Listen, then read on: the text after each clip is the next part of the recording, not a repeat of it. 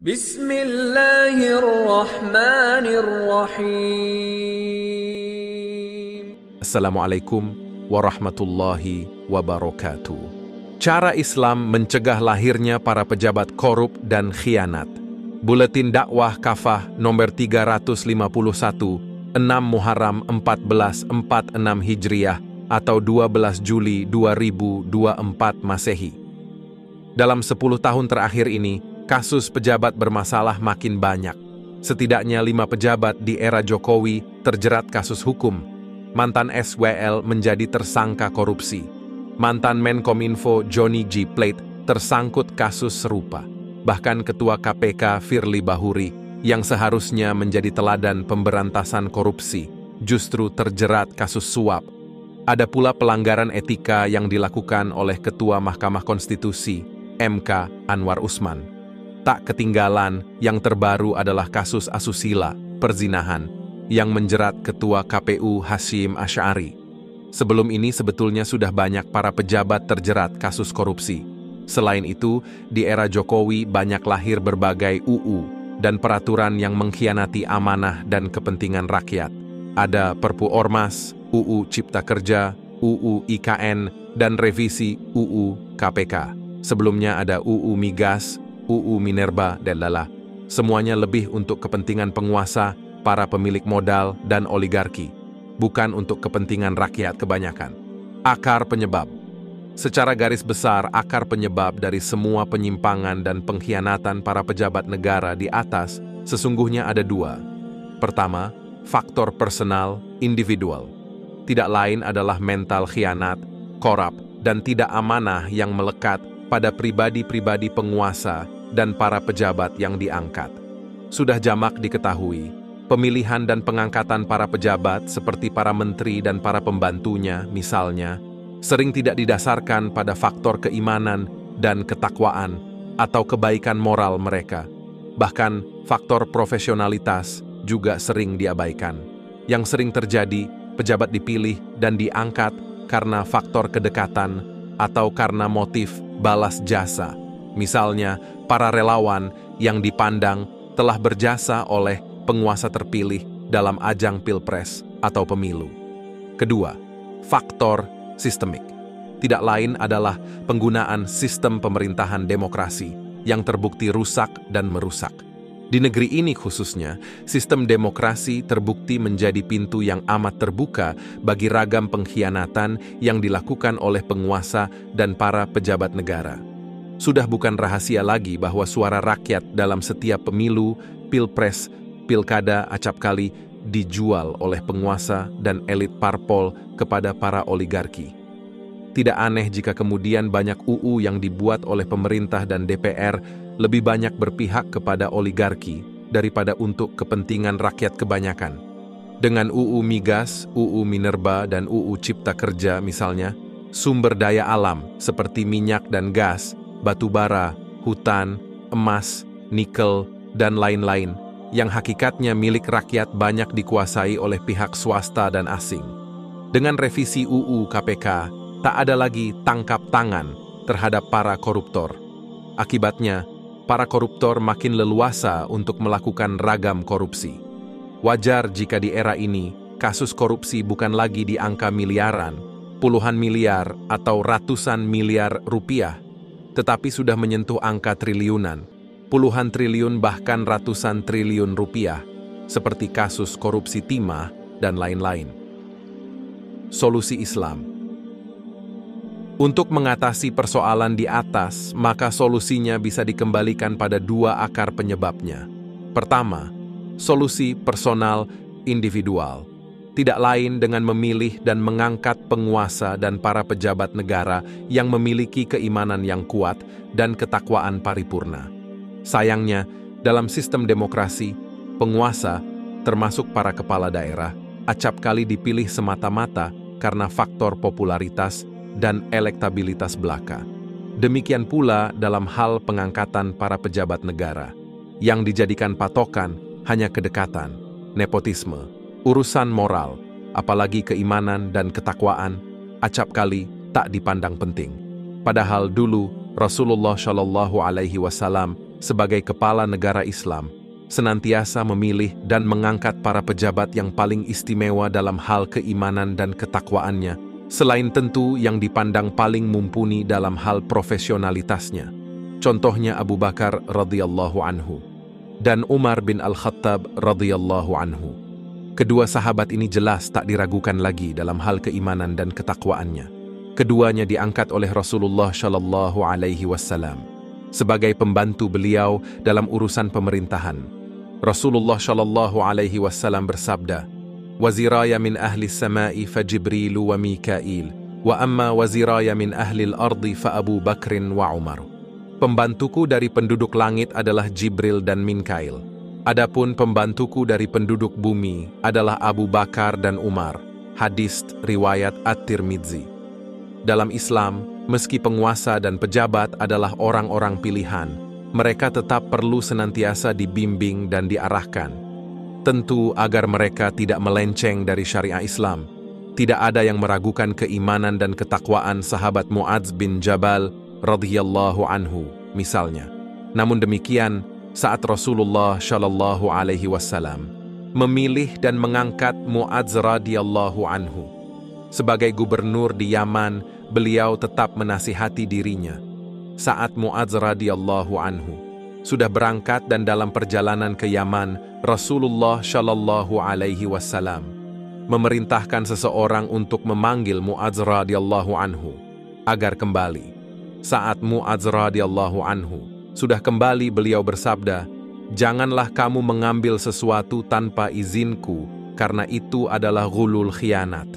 Allah Subhanahu wa Ta'ala berfirman, "Siapa saja yang berbuat ghulul, maka pada hari kiamat dia akan datang membawa apa yang dia khianatkan itu." Quran Surat Ali Imran ayat 61. "Karena inilah aku memanggil dirimu. Sekarang pergilah untuk melakukan tugasmu." Hadis riwayat At-Tirmidzi. Pasca Rasulullah Shallallahu Alaihi Wasallam wafat, generasi Muslim awal, yakni generasi para sahabat, lalu memilih dan mengangkat penguasa atau pemimpin terbaik di antara mereka, terutama dalam hal dan keimanan dan ketakwaannya. Mereka berturut-turut adalah Abu Bakar radhiyallahu anhu, Umar bin Al-Khattab radhiyallahu anhu, Utsman bin Affan radhiyallahu anhu, dan Ali bin Abi Thalib radhiyallahu anhu. Mereka adalah para khalifah terbaik yang disebut sebagai Khulafaur Rasyidin. Para khalifah ini juga memilih dan mengangkat para pejabat negara di bawahnya dari kalangan orang-orang terbaik dalam hal keimanan dan ketakwaan mereka. Kedua, solusi sistemik. Tidak lain dengan menegakkan sistem pemerintahan Islam yang di dalamnya ditegakkan dan diterapkan syariah Islam secara kafah. Inilah yang dicontohkan oleh Rasulullah Shallallahu Alaihi Wasallam dengan mendirikan negara Islam, Daulah Islamiyah, di Madinah pasca beliau hijrah. Pasca Rasulullah Shallallahu Alaihi Wasallam wafat, negara Islam ini dilanjutkan oleh Khulafaur Rasyidin dan para khalifah setelahnya yang kemudian disebutkan dengan Khilafah Islamiyah. Sistem pemerintahan Islam ini pernah berlangsung dengan segala kecemerlangannya tidak kurang dari 13 abad, yaitu sejak era Khulafaur Rasyidin, era Khilafah Umayyah, era Khilafah Abbasiyah, dan terakhir era Khilafah Utsmaniyah. Pentingnya keteladanan. Selain keimanan dan ketakwaan personal serta kebaikan sistem, yakni sistem Islam, keteladanan penguasa atau pemimpin juga amat penting. Selaku kepala negara, Rasulullah Shallallahu Alaihi Wasallam, misalnya, walaupun memegang banyak harta negara, beliau biasa hidup sederhana. Beliau biasa tidur di atas selembar tikar yang kasar yang meninggalkan bekas pada tubuh beliau. Ketika Ibnu Mas'ud radhiyallahu anhu menawarkan untuk membuatkan kasur yang empuk, beliau berkata, "Mali walil dunya, ma ana fid dunya ila karakibin istadhalla tahta syajaratin thumma raha wa tarakaha." Tidak ada urusan kecintaanku dengan dunia ini. Aku di dunia ini tidak lain hanyalah seperti seorang pengendara yang bernaung di bawah pohon, lalu beristirahat, kemudian meninggalkannya. HR At-Tirmidzi dan Ibnu Majah. Demikian pula pengganti Rasulullah Shallallahu Alaihi Wasallam. Setelah beliau wafat, yakni Khalifah Abu Bakar radhiyallahu anhu, beliau hanya mengambil sekadarnya saja harta dari Baitul Mal untuk memenuhi kebutuhan hidup sehari-hari beliau dan keluarga beliau. Saat wafat, ternyata tidak ada yang bertambah dari harta beliau, kecuali unta yang biasa dipergunakan untuk menyirami kebun, seorang hamba sahaya, dan selembar selimut beludru seharga 5 dirham. Tambahan harta inilah yang kemudian diserahkan kepada Khalifah Umar radhiyallahu anhu, pengganti beliau, Ibnu Hamdun, At-Tazkirah Al-Hamduniyah, 1/139. Khalifah Umar radhiyallahu meneladani dengan sangat baik kesederhanaan Rasulullah Shallallahu Alaihi Wasallam dan Abu Bakar radhiyallahu anhu. Pada saat menjadi khalifah, Umar radhiyallahu juga hidup sederhana. Beliau pernah minta masukan kepada Salman Al-Farisi apa kira-kira kekurangan beliau dalam pandangan masyarakat. Salman menolak, tetapi Khalifah Umar radhiyallahu anhu mendesak. Akhirnya, Salman berkata bahwa ada anggota masyarakat yang membicarakan Khalifah Umar radhiyallahu yang sering mengumpulkan 2 macam lauk dalam satu hidangan. Sejak saat itu, Khalifah Umar radhiyallahu tidak pernah makan dengan 2 macam lauk. Al-Ghazali, Ihya Ulum Ad-Din, 3/64. Anti-nepotisme. Tak hanya hidup sederhana dan tentu tidak pernah korupsi, para penguasa Muslim pada masa lalu juga sangat anti-nepotisme. Mereka biasa menjaga agar keluarga dan kerabat mereka tidak memanfaatkan jabatan mereka. Suatu ketika, Khalifah Umar radhiyallahu misalnya melihat unta gemuk di padang gembalaan yang sudah diproteksi negara. Ketika dia tahu bahwa itu unta putranya, maka beliau segera menyuruh putranya itu untuk menjual untanya tersebut. Lalu, modal pokok untuk membeli unta tersebut diberikan kepada putranya. Adapun laba penjualannya dimasukkan ke Baitul Mal, kas negara. Sayyid bin Husain Al-Affani, Syalah Al-Ummah fi Ulu Al-Himmah, 6/4. Hukuman yang tegas. Selain keteladanan, hukuman yang tegas juga diberlakukan, khususnya terhadap para pejabat yang telah berani berkhianat. Inilah yang dilakukan oleh Khalifah Umar radhiyallahu anhu misalnya. Jika beliau mendapati kekayaan seorang wali, gubernur, atau amil, kepala daerah, bertambah secara tidak wajar, maka beliau meminta pejabat tersebut menjelaskan asal-usul harta tambahan tak wajar tersebut. Jika penjelasannya tidak memuaskan, maka kelebihannya disita atau dibagi 2. Separuhnya diserahkan kepada Baitul Mal, kas negara. Hal ini pernah beliau lakukan kepada Abu Hurairah, Utbah bin Abu Sufyan, dan Amr bin Al-Ash, Ibnu Abdurrabbih Al-Andalusi, Al-Aqd Al-Farid, 1/46-47. Ini untuk kasus yang syubhat. Adapun untuk kasus yang jelas-jelas terbukti seseorang memperkaya diri sendiri dengan jalan curang, maka hukumannya adalah ta'zir. Bisa disita hartanya, dicambuk, dipenjara, atau bahkan dihukum mati. Bergantung pada efek kerusakan yang ditimbulkan korupsi tersebut. Amanah menjaga harta rakyat. Penguasa pejabat juga dituntut untuk amanah dalam menjaga harta rakyat. Tidak boleh sedikit pun harta rakyat hilang atau tersia-siakan. Khalifah Umar radhiyallahu pernah mengejar unta zakat yang lepas. Lalu beliau ditegur oleh Imam Ali radhiyallahu. Khalifah Umar radhiyallahu menjawab, "Jangan engkau mencela aku, wahai Abul Hasan. Demi Tuhan yang telah mengutus Muhammad Shallallahu Alaihi Wasallam dengan kenabian, andaikan ada anak domba, zakat, hilang di tepi sungai Ufrat, pasti Umar akan dihukum karena hal tersebut pada hari kiamat. Sebabnya, tiada kehormatan bagi seorang penguasa yang menghilangkan hak kaum muslim."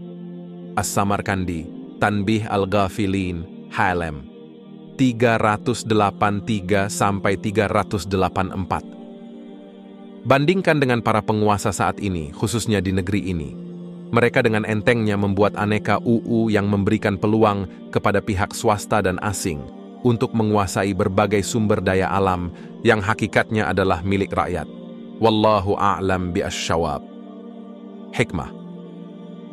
Rasulullah Shallallahu Alaihi Wasallam bersabda, "Man ista'malnahu ala amalin farazaqnahu rizqan, fama akhadha ba'da dhalika, fahuwa ghululun."